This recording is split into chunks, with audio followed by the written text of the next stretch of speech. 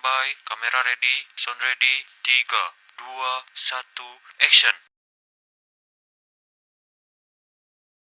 Assalamualaikum warahmatullahi wabarakatuh. Perkenalkan, nama saya Nur Alia dengan NIM 2469030384. Dan saya Dinda dengan NIM 246901030336. Kami dari kelompok 10 akan memaparkan materi dengan judul Pengembangan Keterampilan Membaca dalam Pembelajaran Bahasa Indonesia. Pengembangan keterampilan membaca dalam pembelajaran bahasa Indonesia. Latar belakang, keterampilan membaca merupakan salah satu kompetensi dasar yang memegang peranan penting dalam pengembangan kemampuan berbahasa dan berpikir peserta didik. Melalui membaca, peserta didik dapat memperoleh pengetahuan, memperluas wawasan, serta membangun kemampuan analitis yang diperlukan dalam pembelajaran. Namun, realitas di lapangan menunjukkan bahwa kemampuan membaca peserta didik masih menghadapi berbagai tantangan, baik dari segi pemahaman, minat, maupun strategi pembelajaran yang digunakan.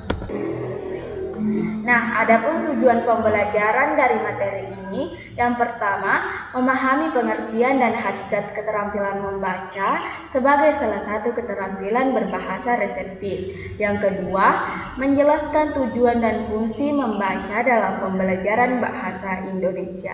Yang ketiga, mengidentifikasi dan menjelaskan teori-teori membaca meliputi teori bottom up, top down, dan interaktif.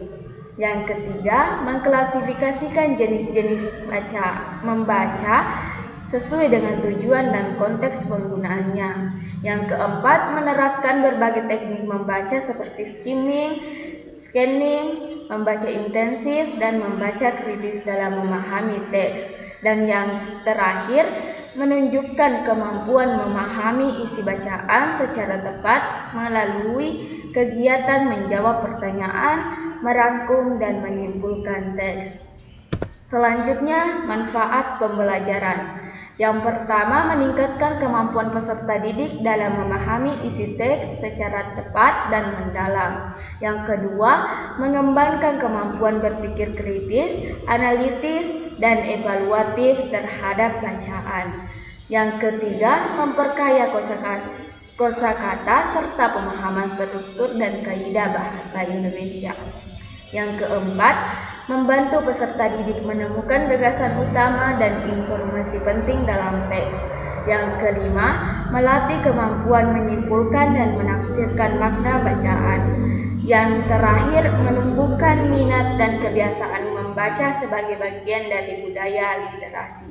Nah, selanjutnya pembahasan yang akan dilanjutkan oleh rekan saya, Nur Alia. Pembahasan A. Hakikat keterampilan membaca. Membaca merupakan salah satu keterampilan berbahasa yang sangat penting dalam pembelajaran bahasa Indonesia. Melalui kegiatan membaca, peserta didik dapat memperoleh informasi, memperluas wawasan, serta mengembangkan kemampuan berpikir kritis dan analitis. Membaca tidak hanya dimaknai sebagai kegiatan melafalkan lambang-lambang bahasa tulis, tetapi juga sebagai proses memahami, menafsirkan, dan mengevaluasi makna yang terkandung dalam teks. B. Teori-teori membaca.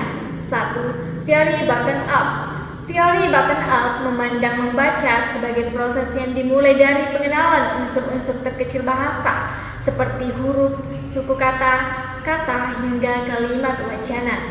2. Teori top down. Berbeda dengan teori bottom up, teori top down menekan peran pengetahuan awal, pengalaman, dan konteks pembaca dalam memahami teks. 3. Teori interaktif. Teori interaktif merupakan gabungan kata teori bottom up dan top down. C. Tujuan dan jenis membaca. Tujuan membaca sangat beragam tergantung pada kebutuhan pembaca. Dalam pembelajaran bahasa Indonesia, tujuan membaca antara lain untuk memperoleh informasi, memahami isi teks, menilai kekuratan informasi, serta menikmati karya sastra. Adapun jenis-jenis membaca yaitu 1. Membaca intensif, yaitu membaca secara cermat dan mendalam untuk memahami detail isi teks. 2. Membaca ekstensif, yaitu membaca secara luas untuk memperoleh gambaran umum dan menambah wawasan. 3. Membaca kritis, yaitu membaca dengan sikap analitis dan evaluasi terhadap isi teks. 4. Membaca apresiatif, yaitu membaca untuk menikmati dan menghayati karya sastra seperti cerpen, puisi, dan novel. D. Teknik-teknik membaca. 1. Membaca nyaring. Membaca nyaring dilakukan dengan melafalkan teks secara jelas dan benar. Teknik ini bertujuan untuk melatih lafal, intonasi, dan kelancaran membaca, terutama pada peserta didik tingkat awal. 2. Membaca dalam hati. Membaca dalam hati bertujuan untuk meningkatkan pemahaman isi bacaan tanpa melibatkan pelafalan suara. Teknik ini sangat efektif untuk melatih konsentrasi dan kecepatan membaca. 3. Skimming atau membaca sekilas. Skimming digunakan untuk memperoleh gambaran umum isi teks dengan cepat. Teknik ini biasanya diterapkan ketika peserta didik ingin mengetahui topik utama atau ide pokok bacaan. 4. Scanning atau membaca memindai. Scanning bertujuan untuk menemukan informasi tertentu secara cepat seperti data, angka, atau kata kunci di dalam teks. E. Penerapan keterampilan membaca dalam pembelajaran bahasa Indonesia. Penerapan keterampilan membaca dalam pembelajaran bahasa Indonesia harus disesuaikan dengan tujuan pembelajaran, tingkat kemampuan peserta didik, serta jenis teks yang digunakan. Dalam praktik pembelajaran, kegiatan membaca dapat dilakukan melalui 3 tahap, yaitu 1. Pra-membaca berupa kegiatan membangkitkan minat dan pengetahuan awal peserta didik terhadap teks. 2. Saat membaca berupa kegiatan memahami isi bacaan melalui pertanyaan, diskusi, atau penugasan. 3. Pasca membaca berupa kegiatan menanggapi, menyimpulkan, atau mengaplikasikan isi bacaan. F. Peran guru dalam pelajaran membaca. Guru memiliki peran strategis dalam mengembangkan keterampilan membaca peserta didik. Tetapi, guru tidak hanya berfungsi sebagai penyampai materi, tetapi juga sebagai fasilitator, motivator, dan pembimbing. Guru perlu memilih metode dan teknik membaca yang tepat, memberikan contoh membaca yang baik, serta melakukan evaluasi secara berkelanjutan terhadap kemampuan membaca peserta didik. Nah, itulah pemaparan materi dari rekan saya. Selanjutnya yang terakhir yaitu kesimpulan.